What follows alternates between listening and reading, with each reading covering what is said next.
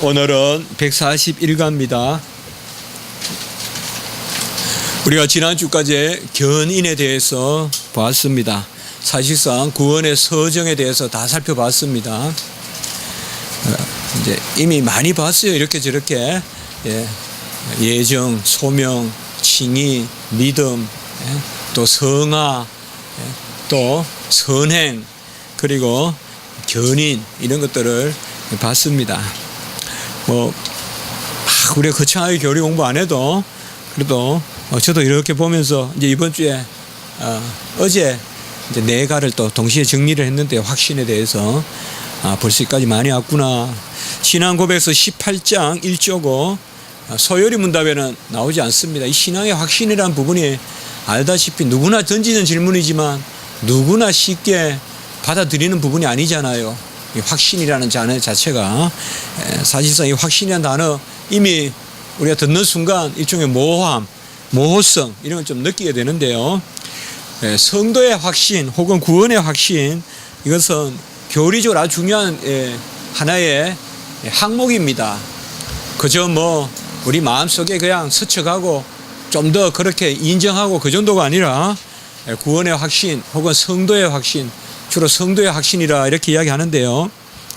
전에도 한 말씀드렸지만 청교도, 역사적으로 청교도 분들이 영국의 우리 장로교라고 볼 수 있고 영국의 칼빈주의라고 볼 수 있는데 잉글랜드의 청교도 분들이 가장 강조한 것이 바로 이 assurance, 확신, assurance, 확신 그 부분입니다. 그래서 소요리에서는 이 부분을 물론 묵시적으로는 가르치지만은 한 조항으로 이렇게는 따로는 안 가르치고요. 대요리에서 80문에서 가르치고 있습니다. 알다시피 여러분도 너무 큰 답을 기대해서는 안 돼요. 이게 확신이다 이런 게 없어요. 우리는 이미 말씀과 성령, 그게 확신의 두 요소다 누차 말씀을 드렸어요. 그래서 그 선에서 오늘부터 또 한 4주간 우리가 살펴보겠습니다. 먼저 내용을 같이 한번 주보를 통해서 또 여러분들 노트를 통해서 한번 같이 읽어보도록 하겠습니다. 시작. 성도는 그릇된 소망과 오만이 아니라 주 예수를 진실하게 믿고 따르며 그를 사랑하고 그를 따르는 삶에 힘쓸 때 자신이 은혜의 상태에 있음을 확신할 수 있고 그것을 즐거워하게 된다. 아멘. 사실상 우리가 모호할 때 즐거움이 없죠. 마지막 부분에 보면 확신할 수 있고 그것을 즐거워한다. 사실 확신이라는 것은 그저 그 자체에 머물지 않습니다. 우리가 뭔가를 확신한다 그러면 발걸음이 가벼울 겁니다. 똑같은 산을 가도 분명히 내가 죽어서 오를 수 있다. 혹은 머지않아 봉우리가 나올 것이다. 이제 큰 경험은 아니더라도 조금 다니다 보면 그런 뭐라 그럴까요? 마음의 어떤 그런 게 새겨질 때는 훨씬 걸음에 새 힘이 나거든요. 그리고 이제 좀 어려움이 있더라도 산에 가면 더 즐거움이 있다. 그래서 너무 쉽게 봉우리에 올라가기보다 조금 부대끼면서라도 올라가면 분명히 봉우리 나올 거고 또 거기 가면 즐거움이 더 할 거다. 그래서 성도의 확신은 일단 하나님이 주시는 이 즐거움이라는 것은 우리가 항상 신학이나 성경에서 즐거움은 열매를 뜻해요. 열매가 즐거움입니다. 우리가 우리 자신으로 성도의 자녀로서 즐거우면 열매를 맺거든요. 별일 없으면 열매 맺는다 이 말이에요. 별일 없으면. 그게 바로 질서다 그런 말씀을 계속 나누었어요. 진리 가운데 있을 때 즐겁고 즐거울 때 열매가 필히 따른다. 그래서 오늘 마지막 부분에 보면 확신할 수 있고 즐거워한다 이런 부분을 말씀했습니다. 그러면 어떻게 우리가 확신을 할 수 있느냐, 이건 이제 다음 주 그 다음 주에 볼 겁니다. 역시 말씀과 성령의 역사로 알 수 있는데요. 그것은 다음 주 그 다음 주에 보고 오늘은 좀 더 기납적이라 그럴까요? 우리가 살아가는 어떤 모습들 또 애쓰는 모습들 어떻게 하면 확신합니까? 그렇게 살고 있잖아요. 그냥 계속 이렇게 왔다 갔다 하는 거예요. 매일 집에 들락날락 그러는데 어찌 우리 집이 여기 우리 집인가? 어찌 부모님 우리 부모인가? 뭐 얼굴이라도 딱 아주 판박이로 뺐으면 그런데 꼭 안 그런 애가 있거든요. 예. 꼭 안 닮은 사람이 있어요. 닮긴 닮는데 안 닮은 사람이 있어요. 그래도 그러면 이제 얼굴도 안 닮았다. 그렇다고 뭐 다 그냥 DNA나 검사해가지고 우리 부모 맞다 확인하고 이제 부모니까 확신한다. 근데 그게 아니잖아요. 내가 의식적으로 이 집에 산다는 걸 결정한 것도 아니에요. 내가 무슨 지원서 내가지고 이 집에 가족이 된 것도 아니에요. 그 패밀리 어떤 멤버십을 가정의 일원이 된 것이 그냥 태생적이지. 태생적이기 때문에 더 모르는 거예요. 우리는 주어진 것이기 때문에 더 모르는 거예요. 어떻게 보면 거듭난 것은 더 몰라요. 우리가 획득한 것은 알 수 있어요. 내가 열심히 해서 땀을 쏟았더니 이것을 얻었다. 이건 내 거다. 이건 할 수 있어요. 그러나 자연적으로 날 때부터 그렇다는 것은 우리가 좀 확신하지 못할 경우가 많아요. 피는 물보다 진하다 해도 피는 물보다 진하다는 말이 왜 나왔겠어요? 뭔가 검증하고 딱 떨어지는 게 없어도 그게 더 확실하다는 거죠. 그러면 가장 우리가 어떻게 보면 모호한 게 거듭난 거예요. 우리 자신이 살아갈 때 거듭난 게 있느냐? 거듭난 신분이 있느냐? 자녀됨이 있느냐? 하나님의 자녀됨이 있느냐? 우리는 어떻게 보면 가장 모호할 수 있어요. 그러나 역으로 다시 말하면 가장 우리에게 끝까지 예외 없이 우리를 붙들고 있는 것일 수도 있어요. 우리가 가정의 자녀라도 큰 질문 없이 살아가는 거잖아요. 더불어 먹고 또 부모가 사랑하고 자녀가 아니면 어떻게 저렇게 사랑하겠어요. 그래서 어떤 일만 보거나 막 해초리 들고 때려갈 때는 부모도 아닌 것 같이 느껴져도 또 그걸 감싸 안고 또 밥해 주시고 다 있단 말이에요. 뭔가 다르단 말이에요. 그게 이제 성도의 구원의 확신의 요소다고 해서 먼저 오늘 앞부분에서 그걸 이야기하고 있어요. 그래서 먼저 오늘 여기서는 제가 이거 참 제목 잡기 어려웠는데 그래도 그냥 구원의 확신 이렇게 잡았어요. 저번에도 그냥 성도의 견인 제일 먼저 그렇게 잡았거든요. 오늘은 구원의 확신이 있다라는 거예요. 우리는 묻지 마라 그래요. 구원의 확신에 대해서 묻지 마라 그래요. 그건 지혜로운 이야기예요. 당신 구원 확신을 하십니까? 그래가지고 이 묻는 거는 참 뭐예요? 유익이 없어요. 왜요? 한번 봅시다. 진짜 확신하는 사람한테는 물을 필요가 없어요. 확신 안 하는 사람한테 물어가지고 확신한다는 말 들어봤자 아무 의미도 없어요. 그런데 우리는 주로 확신하는 건 물을 때 저 사람이 확신하는지 안 하는지 모르니까 묻는 거예요. 저보고 누가 와서 어느 학생이 저를 찾아와서 수업 앞에서 딱 서서 교수님, 주님 믿어요? 이렇게 저한테 이야기한다면 그 무슨 질문의 의미가 있겠어요? 그렇죠. 그러니까 주로 우리는 뭐예요? 옛날에 보면 그것을 무슨 구원의 초대니 인비테이션 하니 별로 의미가 없어요. 뭐 아이들 막 해서 막 여름에 성경학교 할 때 친구들 데리고 오라 해놓고 막 이제 말씀 전하고 또 친구가 옆에서 우니까 나도 울고 그래서 구원 확신합니까? 물론 그래서 하나님의 성령이 주시는 은혜지만은 확신하는 사람 손 들어보라 그러기도 하고 일어나 보라기도 하고 또 나와 보라기도 하고 막 이렇게 한단 말이죠. 이제 안 하는 게 좋습니다. 유익하지 않습니다. 유익하지 않아요. 그게 무슨 검증 절차가 되냐 이 말이에요. 그 목사님이 그 불러가지고 손을 들었다는 자체가 그냥 내가 그래도 하나님의 섭리에 따라서 그때 물었을 때 손 들어서 나는 그때부터 믿었다고 나는 확신한다든지 막 그건 아니거든요. 항상 아닌 것은 좀 유익해 보일 것 같지만은 크게 실족할 수도 있거든요. 그래서 항상 우리가 그 말씀이 아닌 것은 좋은 게 좋은 거대로 신앙생활하면 안 된다는 거예요. 좋은 게 좋은 거대로 신앙생활해서는 안 돼요, 여러분들. 특별히 우리 교회 교역자들은 그런데 좀 음해요. 음한 마음을 갖거든요. 아닌 건 아니라 하면서 자꾸 나가야지. 그게 살이 붙는 거거든요. 자, 오늘 여기도 마찬가지입니다. 구원의 확신은 있어요. 그러나 있는 것과 물어서 대답하는 것과 내가 있다라고 검증하고 과학적으로 말하는 것과는 다르다는 거예요. 다르단 말이에요. 사실 우리 존재 증명도 못해요. 문병호 존재 증명 해보라면 못해요. 우리는 존재 증명 못한단 말이에요. 철학에서 말하는 그냥 내가 있다는 거예요. 그냥 내가 있다는 거예요. 그럼 있다는 거 증명해보라 이러면 말하고 있지 않습니까? 움직이고 있지 않습니까? 또 증명해보라 그러면 일단은 이게 존재적 증명이에요. 있잖아요. 지금 보이잖아요. 존재적 증명이에요. 그래도 난 못 믿겠습니다 이러면 이제 뭐라 그래요? 내 소리 들리죠? 관계적 증명이에요. 관계적 증명. 자, 제가 있다는 거 보고 있죠? 눈으로 보고 있죠? 듣고 있죠? 이 관계적 증명이에요. 또 관계도 나는 못 믿겠다 이러면 아니 우리가 서로 도와서 살잖아요. 도덕적 증명이에요.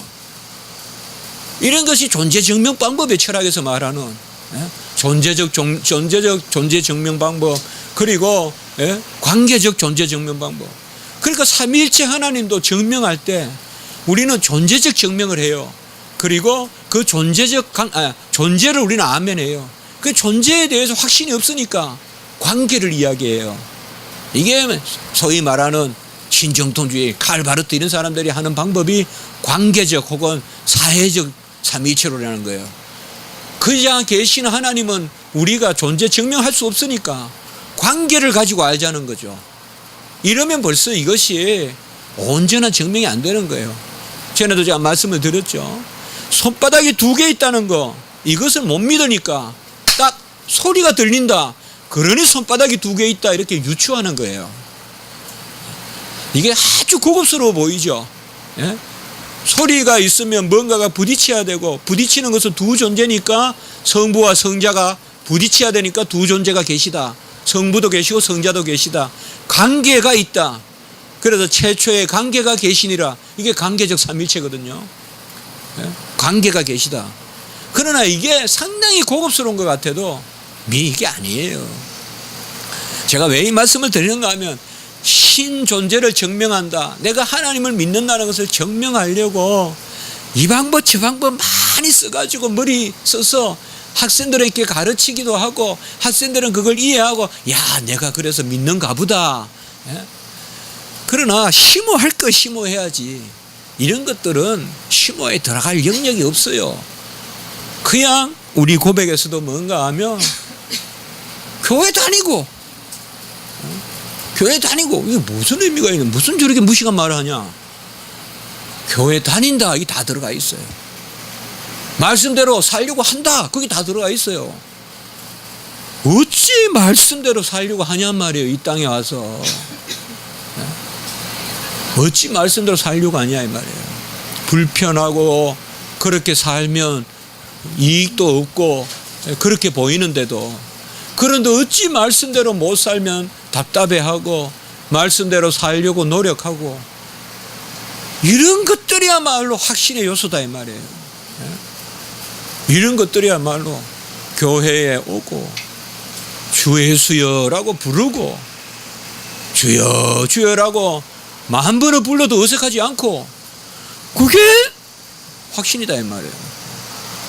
그 어떻게 보면 그냥 하나님이 우리를 그렇게 지으시고 총체적인 현상으로 나타나는, 제가 자주 그렇게 말씀드렸죠. 우리 다 이제 그렇게 기억하시죠. 매일 다리를 건너면서도 이 다리 못 믿겠다라고 걷는다 이 말. 그럼 그 다리 믿는 거라 이 말이에요. 내 총체가 있다. 내 자신은 믿는 거라 이 말. 그런 측면에서 오늘 이제 앞부분에서 그릇된 소망과 오만이 아니라 이게 이제 뭔가 하면 아까 말씀드렸던 확신을 우리가 너무 추론하거나 추지하거나, 추지라는 말은 유추해서 알려고 하거나 그것이 올바르지 않다 이 말이에요. 그릇된 소망과 오만이 아니라 나는 그렇게 된다고 믿어, 나는 자녀라고 믿어 막 소망을 그냥 주입시키는 거예요. 자기 암시하듯이. 그게 확신 아니다 이 말이에요. 믿어요 막 하면서 안 믿어 하면 막 학생한테 그냥 막 혼이 날 것 같으니까 아이고 믿어요. 그게 아니다 이 말이죠. 내 자신한테도 그릇된 소망을 해서 오만이 아니라 주 예수를 진실하게 믿고 따르며 확신이라는 것을 이야기하는데 주 예수를 진실하게 믿고 따르며 우리 신명기 29장 19절 먼저 한번 읽어봅시다. 오늘 여기는 무슨 겨울이라기보다 우리 삶 자체거든요. 29장 19절 시작. 이 저주의 말을 듣고도 심중에 스스로 복을 빌어 이르기를 내가 내 마음이 완악하여 젖은 것과 마른 것이 멸망할지라도 내게는 평안이 있으리라 할까 함이라. 이 말은 뭔가 하면 이게 소위 마음에 하이 맞았다는 거예요. 여기 신명기 29장은 저주의 장이라고 볼 수 있어요. 28장부터 축복 저주가 나오잖아요. 그리심 에발산, 그리신의 축복, 에발산의 저주가 나오잖아요. 여기에 뭐가 말인가 하면 하나님이 꾸짖는 말을 듣고도 복되다 복되다 나는 괜찮다 나는 괜찮다 마음이 완악해서 멸망할지라도 평안이 있으리라 평안이 있으리라 하는 것이라는 거예요. 자, 이런 것은 하나님을 온전히 믿는 것이 아니다는 것이에요. 자, 이런 것들이 확신에서 가장 멀리 떨어져 있는 거라는 거예요. 이런 것이.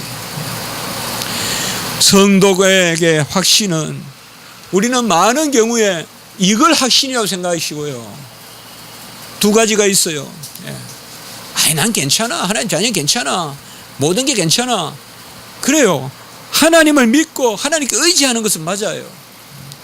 오늘 아침에도 제가 설교했지만 피할 것도 있고 우리가 당할 고난도 있어요. 그러나 하나님의 존재 자체를 부정하는 모습이에요. 이거는 넌 괜찮아. 죄지어도 괜찮아.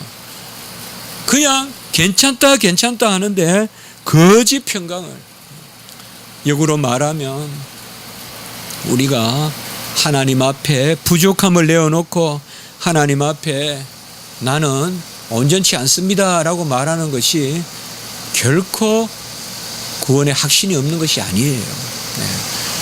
나는 하나님을 어떻게 대해야 될지 나는 심히 두렵고 떨림이 있습니다. 이런 상태가요. 그게 결국 즐거워하는 상태와 다르지 않거든요, 사실상. 그래서 오늘 여기에 보면 그를 따르는 삶에 힘쓴다는 말은 그를 따른다는 말은 주님이 축복하고 주님이 저주하는 그러한 말씀에 반응한다는 거예요. 우리가 하나님이 기뻐하시는 것은 추구하려고 하고 하나님이 그렇게 하지 말라는 것은 우리가 금하려고 하는 그것을 가장 대표적으로 한 가지 이야기하고 있어요.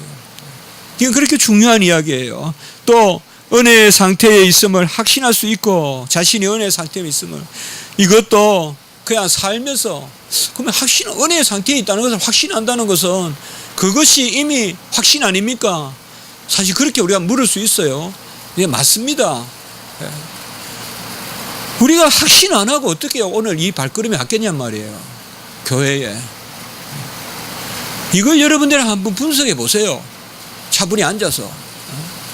내가 과연 이 정도로 내가 어떤 사람인데 지금 이 시간에 이 자리에 이곳에서 하나님 앞에 예배를 드리고 있냐 이 말이에요. 그럴 때 우리는 총체적으로 하나님 앞에 감사가 나와요. 정말 어찌할 수 없는 은혜로 나를 이끄시는 하나님에 대한 아멘이 있다고요. 어찌하여 인자가 누구기에 사람이 누군기에 이렇게 하나님이 사랑하십니까? 사실상 여기에 보면 그를 따르는 삶에 힘써 그 다음에 은혜의 상태에 있음을 확신한다는 말이 바로 그것입니다. 바로 그것이에요. 특별히 2장 3절 한번 요한일서 2장 3절 한번 읽어봅시다. 그럼 이때 시작. 우리가 그의 계명을 지키면 이로써 우리가 그를 아는 줄로 알 것이요. 여기가 뭐가 하면 다음 주에도 이제 이 말씀이 나오는데 하나님의 말씀을 지키려고 힘쓰면 그것이 우리가 그 안에 있는 것을 안다는 것입니다. 그러니까 내가 주님 안에 있는 것을 어떻게 압니까? 라고 물을 때 성경에서 요한일서 2장 3절 저는 상당히 중요한 요절같이 생각합니다. 바로 이 말씀이. 그래서 기도할 때 꼭 말씀에 비추어서 기도하라 이 말이에요. 그의 계명을 지키면 우리가 그의 안에 있는 줄로 안다. 저는 여러분께 이런 것까지 없다고 생각하지 않습니다. 우리에게 이런 것까지 없다고 생각 안 합니다. 하나님의 말씀대로 살려고 하는 의식조차 없다고 저는 생각 안 합니다. 그것이 없다면 성도가 아닙니다, 여러분들. 물론 표현의 차이는 있고 느낌의 차이는 있을 수 있지만은, 혹은 내가 없다라고 말할 수 있을지는 몰라도 분명히 하나님은 성도에게 주십니다. 그것은 하나님의 말씀을 사모하고 하나님의 말씀대로 나무가 빛을 향하여 가듯이 우리 성도는 말씀을 향하여 가도록 하거든요. 그래서 우리가 하나님의 말씀을 지키려고 하고, 하나님의 말씀을 우리가 지키려고 하잖아요. 경건하게 살려고 하잖아요. 더럽게 살려고 하는 사람 없잖아요. 우리가 좀 더 악하지 못할까 가슴 치는 사람 없잖아요. 그래도 주의 백성이 참아야 되는데, 그것이 확신이다 이 말이에요.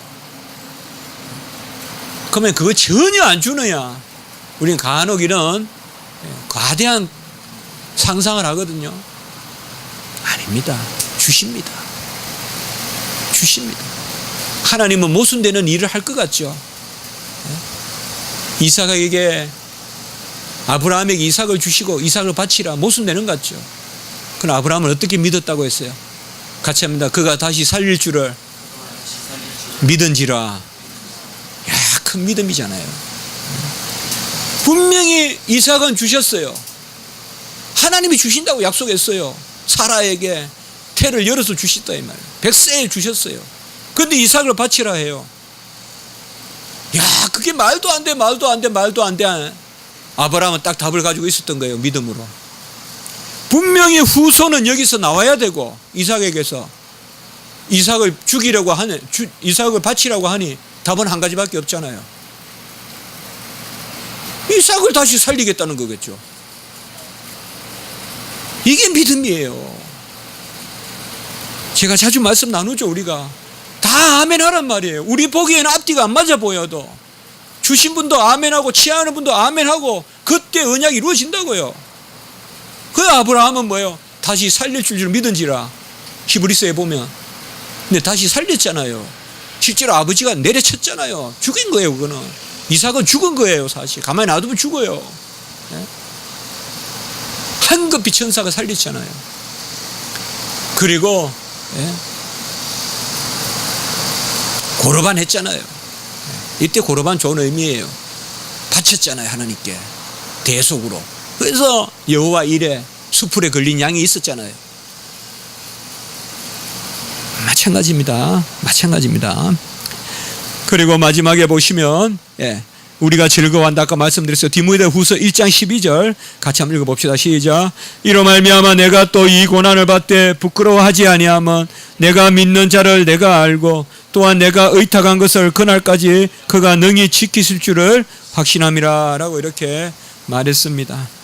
자, 오늘 같이 합니다. 확신은 있다. 확신은 있습니다. 그러나 전인적으로 반응한다는 것을 아시기 바라고, 우리의 육체가 나의 나된 것을 거스리듯이 우리의 정서도 나의 나된 것을 거스릴 수가 있어요. 너는 몰라. 너는 하나님 확실히 안 믿어. 내 생각조차도 나를 거슬릴 수 있어요. 우리는 전체로 나를 좀 바라볼 필요가 있어요. 전인격적으로 나를 바라볼 필요 있어요. 그래서 안 된다는 생각, 그릇된 지식 이런 것을 몰아낼 필요가 있어요.